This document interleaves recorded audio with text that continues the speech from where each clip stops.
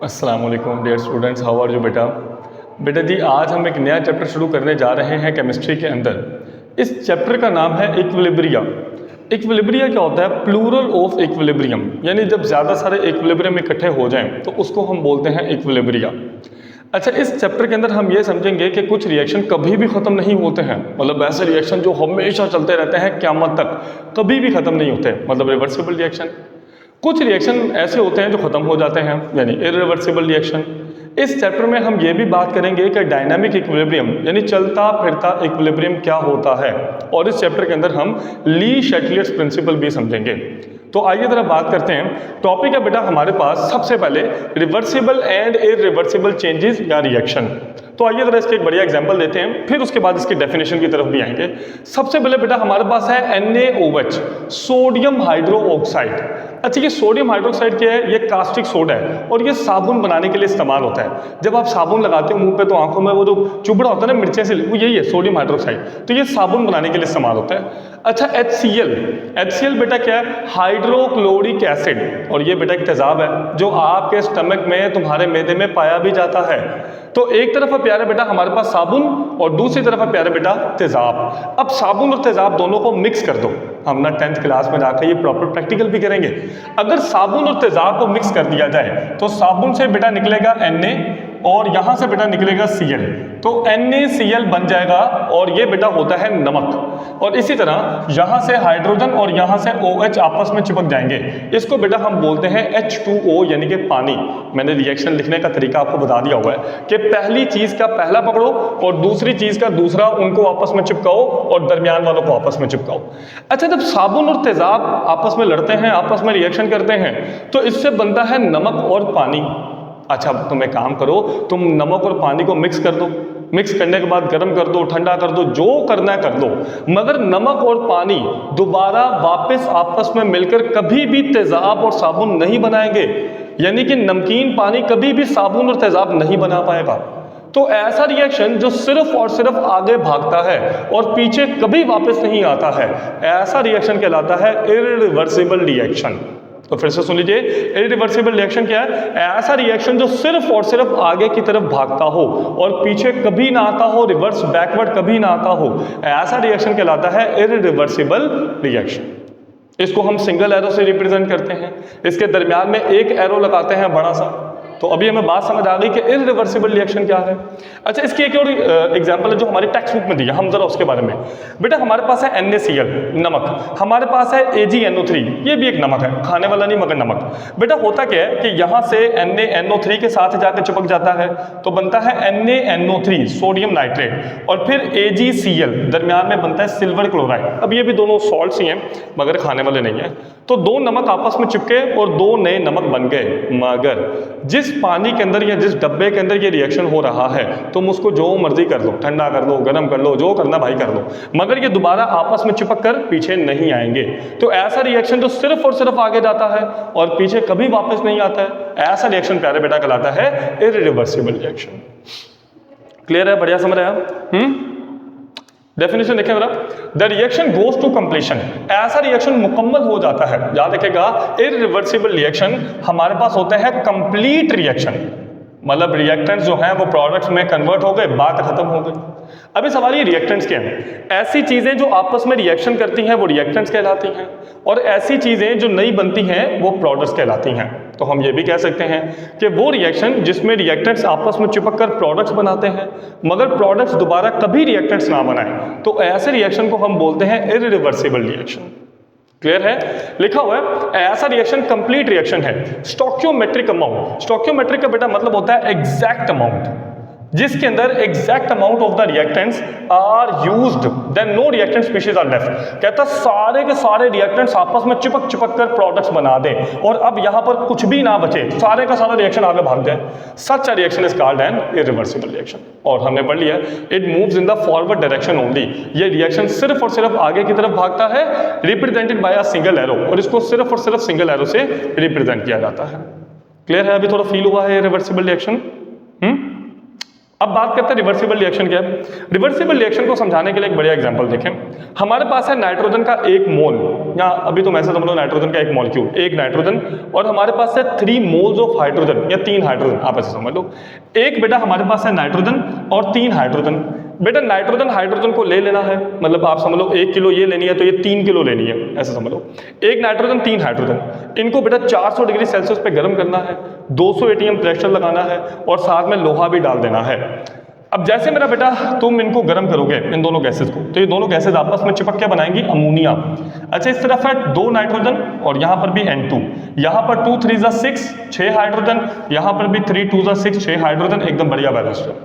यादेगा, एक nitrogen 3 hydrogen 2 ammonia, एक nitrogen 3 hydrogen 2 ammonia. इस रिएक्शन को हम इस चैप्टर में कम से कम 15-20 दफा पढ़ेंगे, तो इसलिए हम ये चाहेंगे कि तुम अभी से इस रिएक्शन को याद करो, अभी याद करो इसको। एक नाइट्रोजन 3 हाइड्रोजन मिलकर 2 अमोनिया। अब बेटा हो ये रहा, जरा देखिएगा, ये दोनों आपस में रिएक्शन कर रहे हैं मतलब रिएक्टेंट्स, ये नए बन रहे हैं मतलब प्रोडक्ट्स। यानी अब हुआ ये कि नाइट्रोजन हाइड्रोजन ने चिपक कर बनाया अमोनिया, मगर अमोनिया तो अनस्टेबल होता है, तो इसको लगेगा यार हम क्यों बन गए, तो ये दोबारा टूटेगा और टूट के दोबारा पीछे आ जाएगा। यानी अभी हुआ क्या, नाइट्रोजन हाइड्रोजन चिपक कर अमोनिया बना रहे और अमोनिया दोबारा टूट कर नाइट्रोजन हाइड्रोजन बना रहा है। तो ऐसा रिएक्शन जिसमें रिएक्टेंट प्रोडक्ट्स में कन्वर्ट होते हैं और प्रोडक्ट्स दोबारा रिएक्टेंट्स में कन्वर्ट हो जाते हैं, ऐसा रिएक्शन कहलाता है रिवर्सिबल रिएक्शन, रिवर्स के काबिल। ऐसा रिएक्शन जो आगे भी भागता है, फॉरवर्ड भी और बैकवर्ड भी, यानी रिवर्स भी, ऐसा रिएक्शन कहलाता है रिवर्सिबल रिएक्शन। क्लियर है? The reactants react to give the products, reactants आपस में चिपक कर प्रोडक्ट्स बनाएंगे and the products in turn react to give back the reactant, और प्रोडक्ट्स वापस टूट कर रिएक्टेंट बना देते हैं। The reaction is called a reversible reaction. अगर तुमने गौर से देखा हो तो यहां पर हमने एक एरो लगाया है और यहां पर हमने 2 एरो लगाए हैं, तो याद रखिएगा it is represented by 2 half arrows. इसको बेटा 2 हाफ एरो से रिप्रेजेंट किया जाता है। This reaction never goes to completion, ये रिएक्शन कभी भी मुकम्मल नहीं होता, चलता रहेगा चलता रहेगा चलता रहेगा। मतलब ऐसा समझ लो कि तुमने अपने दोस्त को मुक्का मारा तो उसने भी तुम्हें मुक्का मारा, और जितना तुमने फॉरवर्ड किया उसने भी बैकवर्ड कर दिया। अब ये तुम्हारी जो लड़ाई है वो चलती रहेगी, क्या मत तक चलती रहेगी। तुम उसको तंग कर रहे हो, तुम्हें तंग कर रहा है, तुम उसको लगी है भाई। रिवर्सिबल एक्शन कभी मुकम्मल नहीं होते, कभी कंप्लीट नहीं होते। टीचर आकर 2 लगा देगा टपली के, भाई बस कर दो बस कर दो, तो तुम्हारी कभी लड़ाई नहीं रुकेगी। सर इसने भी मुझे मारा, इसने भी, यही है रिवर्सिबल एक्शन, मतलब आगे पीछे फॉरवर्ड रिवर्स चलता रहेगा, कभी नहीं रुकेगा।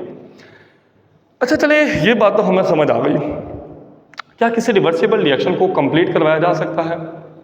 क्या किसी रिवर्सिबल रिएक्शन को रोका जा सकता है? मतलब आगे पीछे दोनों तरफ भागना है ना। या किसी रिवर्सिबल रिएक्शन को इरिवर्सिबल में कन्वर्ट किया जा सकता है? तो जवाब है यस। आइए जरा बात करते हैं। बेटा मेरे पास है कैल्शियम कार्बोनेट। कैल्शियम कार्बोनेट बेटा मेरे पास क्या होता है? कैल्शियम कार्बोनेट बेटा होता है चूने का पत्थर। अगर बेटा चूने के पत्थर को एक डब्बे में डाल के गर्म किया जाए तो उससे बनता है CaO, कैल्शियम ऑक्साइड, और साथ में प्यारे बेटा बनती है कार्बन डाइऑक्साइड गैस। फिर से सुन लीजिए, चूने का पत्थर लेना है, उसको मस्त डब्बे में डाल के गर्म कर देना है, उससे बनेगा CaOCO2, CaOCO2, कैल्शियम ऑक्साइड और कार्बन डाइऑक्साइड। अच्छा, अब हमने क्या किया, हमने एक डब्बा लिया और उसमें चूने का पत्थर डाल दिया और इस डब्बे को बेटा हमने बंद कर दिया। अब जैसे कि हम इस बंद डब्बे में चूने के पत्थर को गर्म करते हैं तो जिस तरह मैंने अभी बताया होगा क्या कि चूने का पत्थर टूटेगा और बनाएगा CaOCO2, फिर ये दोनों दोबारा आपस में चिपकेंगे और चिपक कर ये बना देंगे। मगर अगर मैं इस डब्बे को खोल दूं तो आपको पता ही होगा कि कार्बन डाइऑक्साइड क्या है? गैस। अब जब चूने का पत्थर टूटेगा और बनाएगा CaO और CO2 तो कार्बन डाइऑक्साइड तो एक गैस है। अगर प्यारे बेटा ये गैस है और डब्बा भी ऊपर से खुला हुआ है तो क्या ये अंदर रुकेगी या बाहर निकल जाएगी? ये तो बाहर निकल जाएगी। तो यहां से जब कार्बन डाइऑक्साइड हवा में उड़ गई तो अब कार्बन डाइऑक्साइड नहीं बची, अब बचा सिर्फ और सिर्फ CaO, calcium oxide.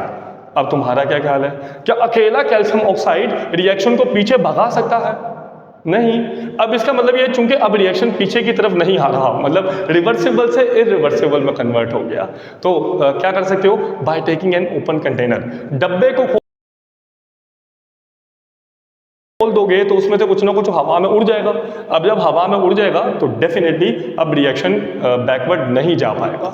Second step, if one of the products is withdrawn. देखिए बेटा, मान लीजिए कि जैसे चूने के पत्थर ने ये 2 बनाया तो तुमने कार्बन डाइऑक्साइड को पकड़ के बाहर निकाल लिया।